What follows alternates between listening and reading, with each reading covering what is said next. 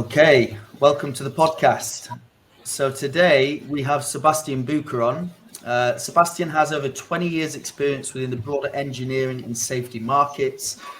This includes working for companies such as GE Power, Lloyd's Register, and currently Bureau Veritas. Welcome, Sebastian. Thank you, Thomas. Very good. So here we go. First question. Please, can we go back in time? And are you able to give us an understanding of your life and how you got here today, please? Okay, Thomas. So I was born in Romania in 1972. It was a tough period of my life because, as you know, Romania in those years was under the communist dictature. And it was not easy. But life goes on, as you know, so we managed. And since a very small age, I was very curious and fascinated about understanding how things work, engineering, basically. So I had a lot of fun taking apart my toys, studying them piece by piece and trying to learn how to put them back together. And this was one of the reasons why I started being interested in engineering. And the other reason was that a book basically changed my life. A book I was reading about called The Mysterious Island by Jules Verne, which is basically a story of an engineer, which is the main character of the book. And I was fascinated about the fact that this person was able to solve any kind of problem and find the solution and find the means to resolve everything. So I said, this is the job I want to do one day, you know. Oh, yeah. And then when I was 18, I emigrated with my mom to Italy. And we started basically life from scratch again. She was a nurse and I started to work as a blue collar in a glass factory. Janitor role at the beginning. So I was cleaning and doing the very, very low level work, if you want. And then I got qualified and I became a glazier. And during these years, I started also my studies in engineering at the Politecnico di Milano University. And finally, I graduated in 2003. So I have a master's degree in mechanical engineering. And after that, I started working in various industries, starting from escalators and elevators business, where I was a field engineer. And then I moved into manufacturing, later in the energy sector, traditional and renewable, and finally in the TIC sector since 2012, operations initially, and later on commercial roles.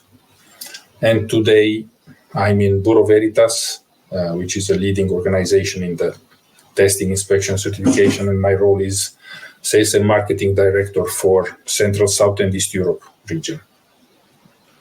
Awesome. Very good. So on that point, why do you love the TIC industry? Well, first of all, it's love because I feel I can give my personal contribution to identifying and assessing the risks which society is facing potentially every day. And these are risks against people or environment or business. And my mission is to ensure that these risks are identified, managed, and controlled. So this is how I interpret the role of the TIC industry, is analyzing, identifying the risks, analyzing them, and helping our clients to manage them in order to be safe.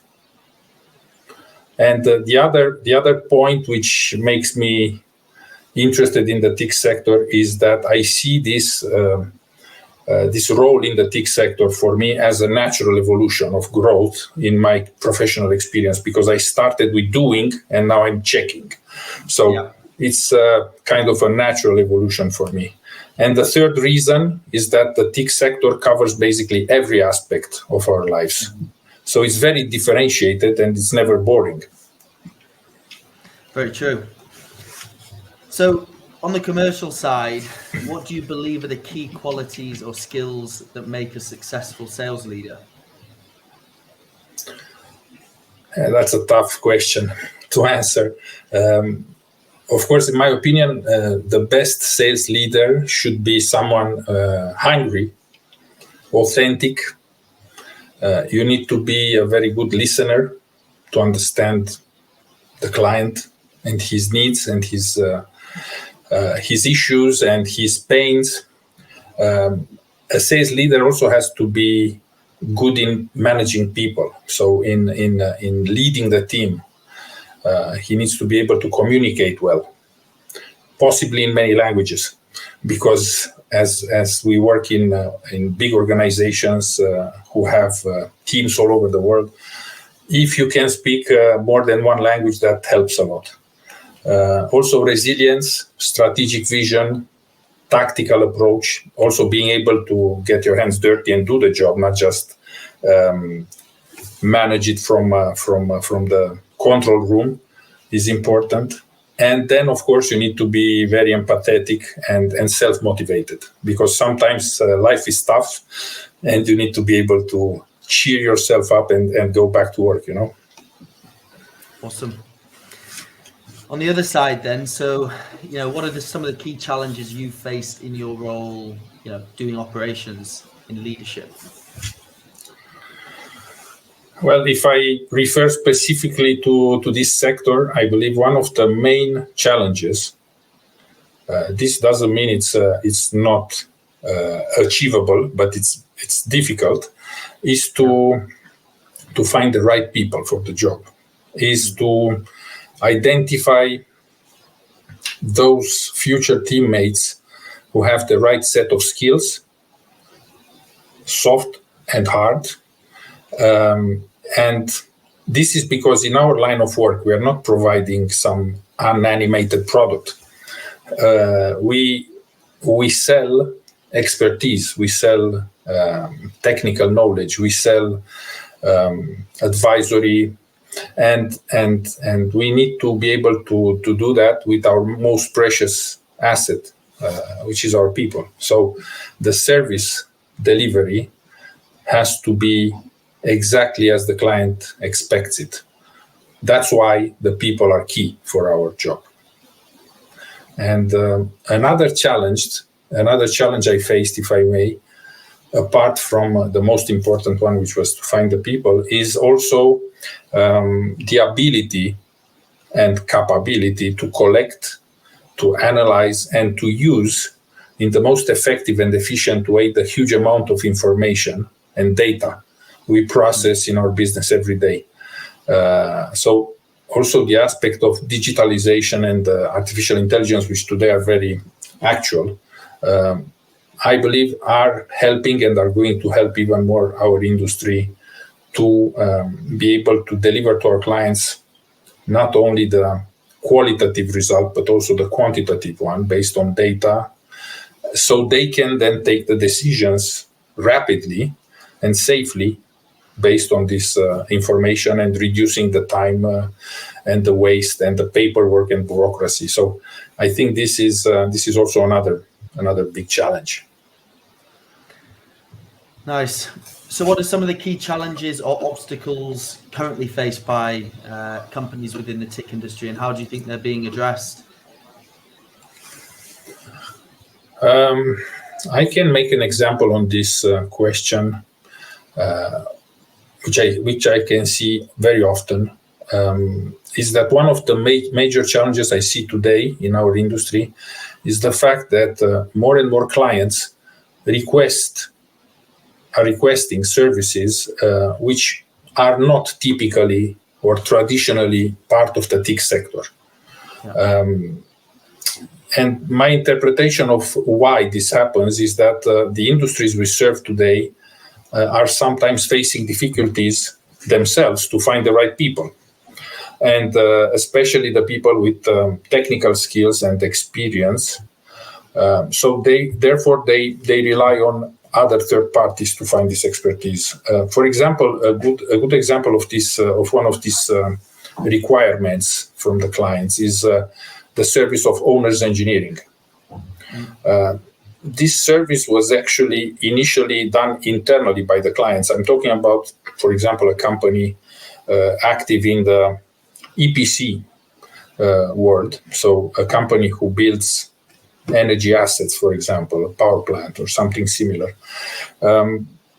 Previously, there were these huge companies, like one of those I worked in the past for, who had a lot of expertise and different skill sets in-house. So they were able to manage a project turnkey, end-to-end, without the need of hiring people from other organizations. In time, these companies changed structure, changed the organization, and a lot of these activities are outsourced today. So if you think, for example, that there could be an investor who wants to invest in an energy asset, basically to build from scratch a power plant, for example, this investor will most probably look for someone who can take care of all the technical aspects and make this happen. So we are talking about the feasibility studies, permitting, design, engineering, procurement, construction, commissioning, and then ultimately startup, But there are not many companies who can do this full scope alone. So most probably the job will be divided into multiple smaller scope of works, which will be assigned to different contractors. So there is the need from the investor side, to have someone leading this, like a director of an orchestra. And this is the owner's engineer, basically. So this entity has to make sure that all contractors are doing the right things in the right time, and that ultimately the project will be built according to the expectation, respecting time, cost, quality, and most importantly for the investor, the return on investment, so the performance. So this is a clear example of how a service which is not typically and traditionally part of the TIC sector is required today to our industry very often. Awesome. So just kind of to you personally, can you share some specific mindset or mental strategies that have helped you overcome challenges and maintain a general positive outlook? Yes, I can give you some example of how I take care of solving the issues without losing my mental health, let's say. So, first of all, I believe that when I have to face an issue, I believe that there's always one or more solutions to any problem. Mm-hmm. The thing is that this solution isn't always the best, the most effective, or the most elegant, or the most desired, but there is a solution. And I do not stop searching for it. And sometimes I need help and I ask for help. I cannot do everything alone. But I always think positively that there is a solution somewhere. And maybe someone already dealt with a similar issue, and maybe I can ask my friends or my colleagues or someone some advice. So I'm very positive about problem solving, let's say. Mm-hmm. And then if the problem is huge, I try to cut it in small pieces, and solve it one piece after the other. Otherwise, it would be probably very difficult to solve in one shot, And then the other thing I learned, and this is, I think, has to do a lot with experience. I'm not a young guy anymore. I'm more than 50 years old. Is that there are some things in life which you cannot control. And I learned not to worry too much about these things and to accept that I cannot control all of them. And I focus instead on the ones I can control. Perfect. Awesome. So how do you prioritize self-care and maintain a general healthy work-life balance, amidst the demands of your current career? Well, I also hear very often this question. I think it's quite a frequent question I hear, because the work and life balance is apparently very difficult to achieve by some people.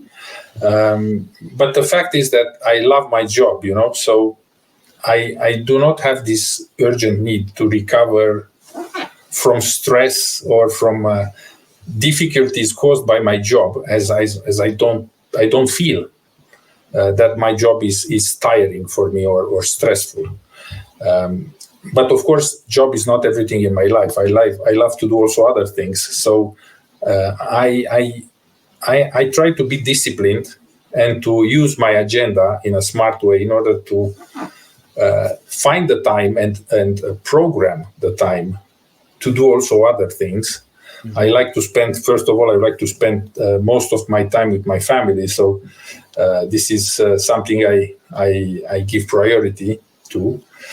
I like to do some physical activity. I enjoy the nature. And I'm also quite a lucky person because I live close by the sea. And when the weather allows it, I love to ride my motorbike. So I plan. I try to find the times for each one of these activities. Of course, I'm not planning to stay with my family, but for the rest I do. And I use my agenda to do that.